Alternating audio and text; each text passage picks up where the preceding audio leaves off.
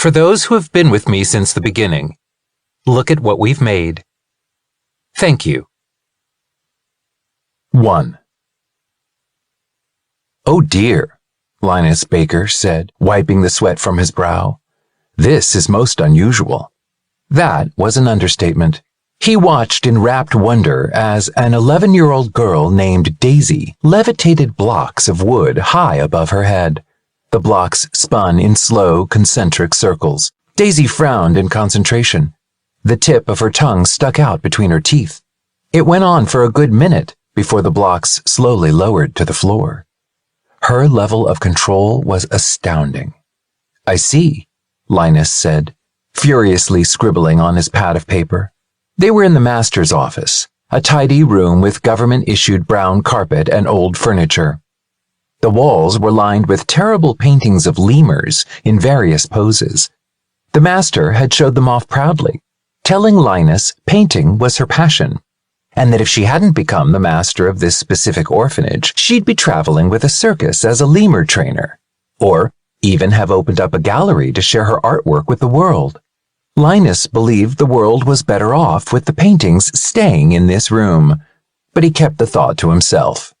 He wasn't there to engage in amateur art criticism. "And how often do you, make things float?" The master of the orphanage, a squat woman with frizzy hair, stepped forward.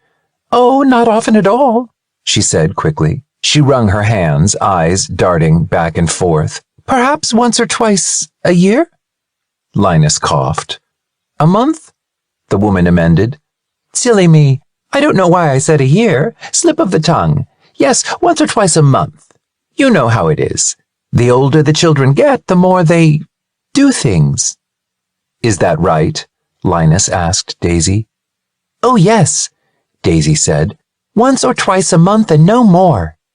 She smiled beatifically at him, and Linus wondered if she'd been coached on her answers before his arrival. It wouldn't be the first time it had happened, and he doubted it'd be the last. "Of course," Linus said. They waited as his pen continued to scratch along the paper. He could feel their gazes on him, but he kept his focus on his words.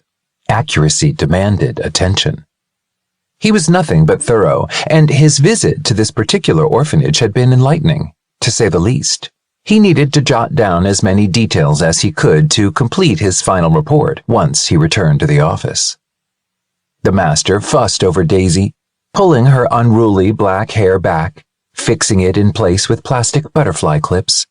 Daisy was staring forlornly at her blocks on the floor, as if she wished they were levitating once more, her bushy eyebrows twitching. "Do you have control over it?" Linus asked. Before Daisy could open her mouth, the master said, "Of course she does. We'd never allow her to." Linus held up his hand. "I would appreciate, madam, if I could hear from Daisy herself.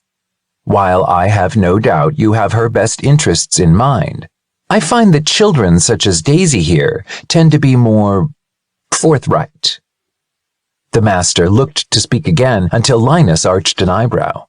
She sighed as she nodded, taking a step back from Daisy. After scribbling a final note, Linus capped his pen and set it and the pad of paper back in his briefcase. He stood from his chair and crouched down before Daisy, knees groaning in protest.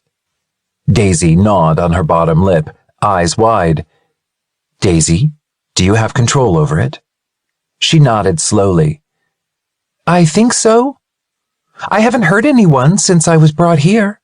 Her mouth twisted down. "Not until Marcus. I don't like hurting people." He could almost believe that. "No one said you did. But sometimes we can't always control the gifts we're given, and it's not necessarily the fault of those with said gifts." That didn't seem to make her feel better. "Then whose fault is it?" Linus blinked. "Well, I suppose there are all sorts of factors. Modern research suggests extreme emotional states can trigger instances such as yours. Sadness, anger, even happiness.